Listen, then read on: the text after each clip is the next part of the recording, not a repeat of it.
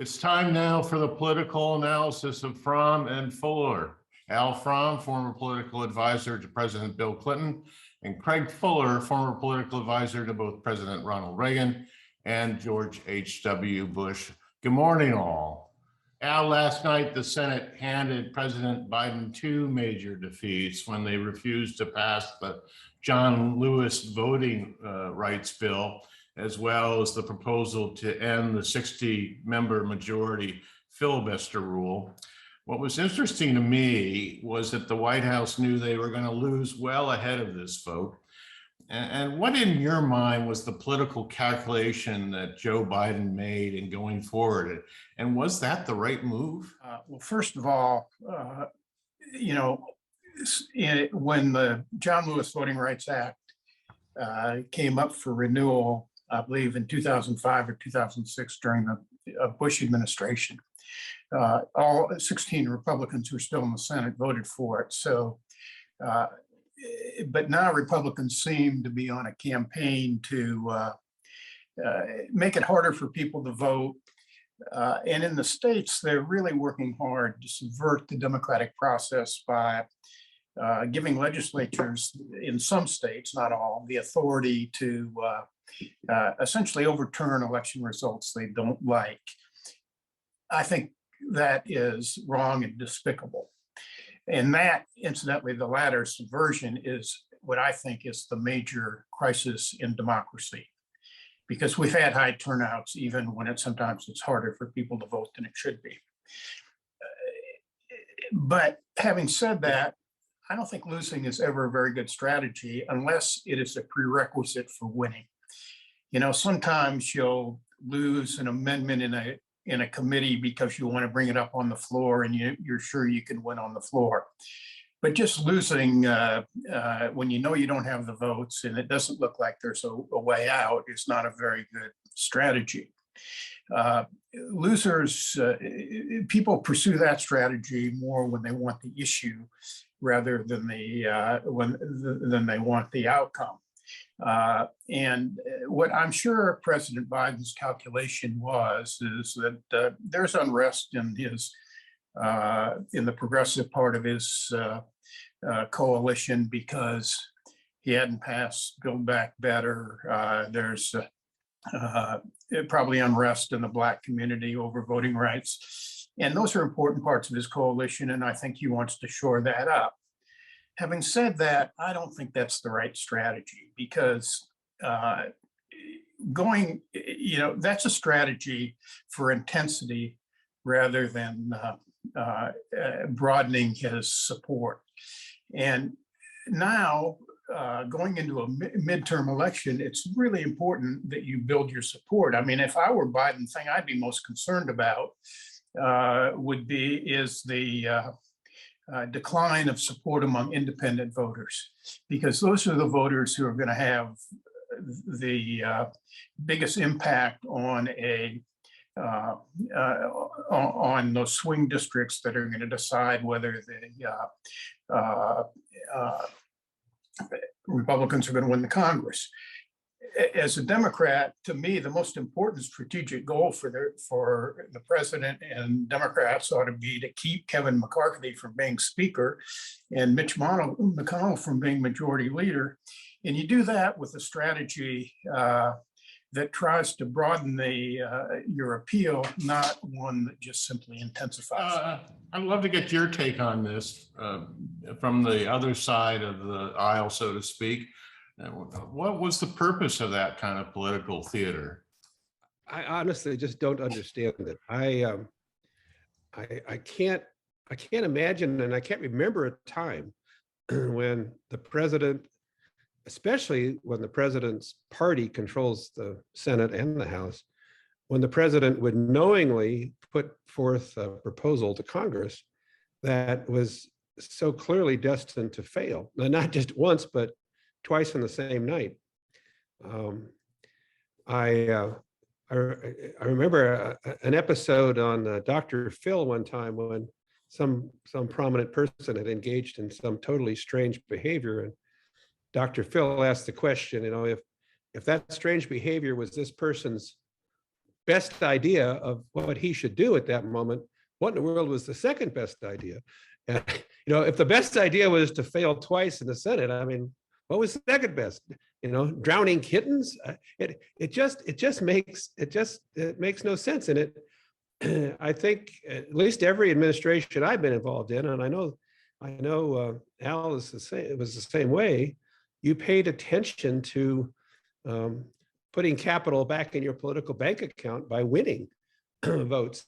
And in some cases, on the Republican side, on Medicare reform years ago, they literally stopped the clock in the House to round up the votes they needed to pass something, and they got there by a very narrow margin. So I do not see how this serves the administration well. And I think it not only projects weakness, in Washington, it projects it across the country.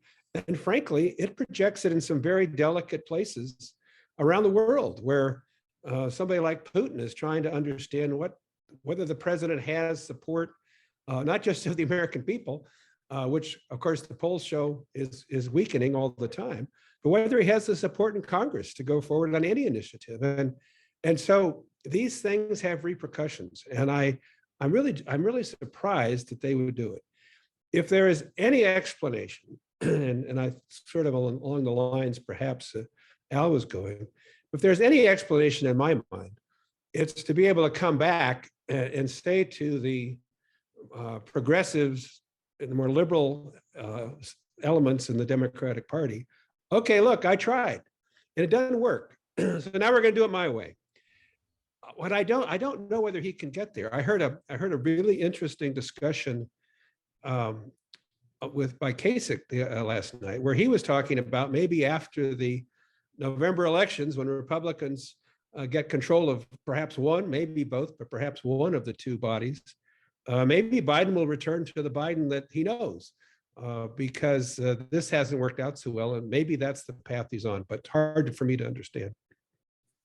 It seems to me that for now, as I said, Biden ought to be focused on the midterm elections. But the thing he has to do to focus on the midterms elections is get his own approval rating done, get up. And that means he needs to broaden support into swing voters, independents. I mean, I saw a poll that independents are approving his approval rating is at 33%. He won him by 15 points. I mean, you can't govern like that in a situation like that. I thought one of the key things in his press conference yesterday was when he basically said, I didn't go talk to Mitt Romney about voting rights. LBJ in 1964, I believe, sent his Assistant Attorney General Burke Marshall to Ohio to meet in a congressional district with, I believe it was Bill McCullough, a Republican congressman who was a key swing vote on civil rights. And it was that kind of an effort that brought a coalition. Now, it seems to me that there is a possibility that he could focus on the voter subversion part, which is the real crisis right now. That he could go hard to the Republicans and to his Democrats as well, and say, look, the first thing we're going to do is make sure that if somebody votes, his vote is going to be counted fairly and not overturned by a local body. And I think that'd be a hard thing for Republicans to defend. Everything, other things you could say are partisan. They want to get a bigger turnout in this group or that group. It's probably a myth that bigger turnouts usually help Democrats. After the election in 1988, where Craig beat us, there's a big survey in the New York Times that showed if more people voted that Bush would have won bigger. So it's not, you make assumptions about that, but I think that's where you start. And then you move on to say, maybe you ought not to be able to willy-nilly purge voting lists, and do other things that deal with the suppression issue. But I think what Biden really needs is a reset. Uh, and very quickly, what I would say is, if I were doing this, I said this last week, I'd pull Build Back Better. I'd take it and separate it and put his most important priority up first.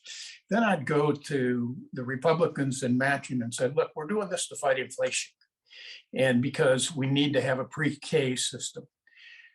But we need something from you too. And what we need from you is to stop this voter subversion.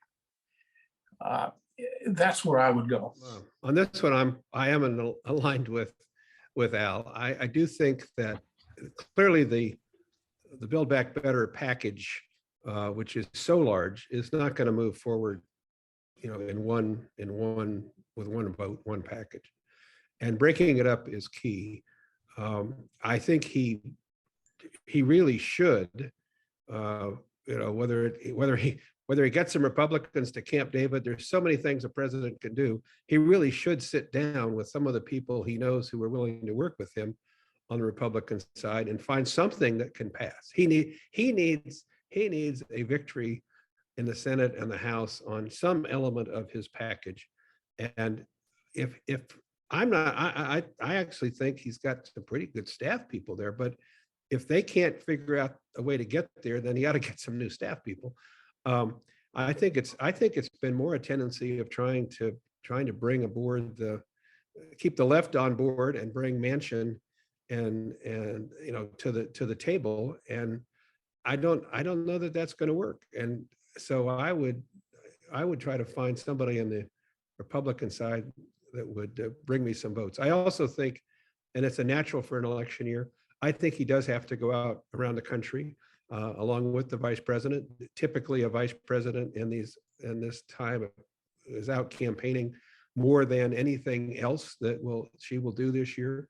And I think it's an opportunity for them to reshape the message, focus on something they can get done, and move forward. I would also add that while the voting rights issue is extremely important across the land to many, I don't know that it's as strong as COVID or the economy. And I think while we in Washington, I mean, I'm appalled by some of the things that are being tried in states, but I have a feeling those things are going to resolve themselves either in the courts or there'll be workarounds in the states that have the most arduous requirements being imposed.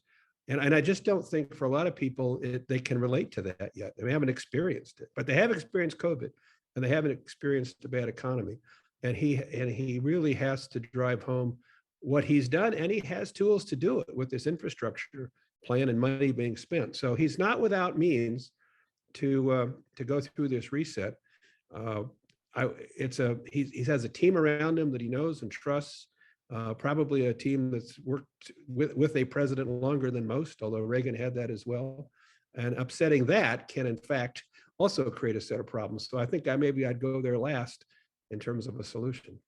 What Craig said at the end is Biden has a team that basically have been loyal Biden staffers for some of them for decades. In 1993, when Clinton started to go off the rails, he quickly moved to bring in David Gergen, who was a Republican, worked for I think he worked for you, didn't he, and Reagan, and then with Bush, and he was, and it helped give some balance. It was a really important move in his administration. I remember being part of those negotiations.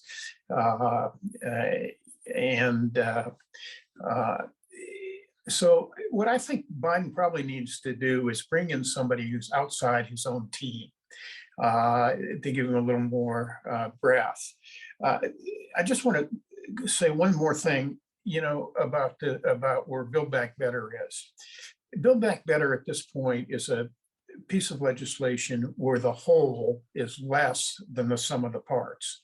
In other words, people probably want to do pre-K. They probably want to do other things in Build Back Better. But when you put them all together, it's a big price tag, and a big price tag doesn't sell in a time of big inflation, high inflation. And so he would be better off. The progressives never realized this because they are prone to losing strategies. I mean, the rule in the Democratic Party is that moderates can win in swing districts and progressives always lose in contested elections. They win in blue districts. But so I think there'd be a lot of support and even some Republican support for many of the elements. And in the end, they get much more. So that's what he ought to do. And he ought to use the fact that he's backing down on that as a bargaining chip. I mean, we've sort of had silo negotiations. In other words, where, you know, we have this bill and we're negotiating on this. Sometimes you got to change the whole playing field and, you know, sort of cross-fertilize. And so by making a deal on Build Back Better, he may also be able to free up some stuff on voting rights. Greg, you have the last word this week. Well, I'll be brief because I have a feeling we're going to be talking about it next week. And that is that, you know, presidents tend to be tested on the foreign affairs front by the Russians and others. And they tend to get tested at the worst possible time. And I suspect that Mr. Putin, while he may not have decided what he's going to do, I suspect he's not going to make life easy for President Biden. I was a little surprised that Biden tended to suggest in his press conference that there might be a Russian initiative that wouldn't bring the full force of the US and its allies down on him. Why you would send that signal, I don't know, but it looks to me like we're going to have a real conflict in the Ukraine. I suspect Biden is trying to hold together a coalition that will react vehemently against Putin's initiative there. But I sense trouble ahead on that front. So more to come, I'm sure. When we talked yesterday, you suggested that this might be parallel for Biden to what the Cuban Missile Crisis was for John Kennedy.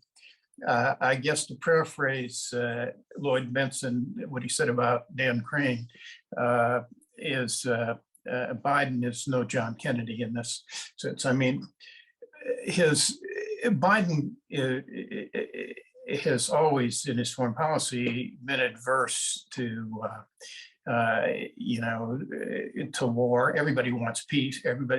Nobody likes war.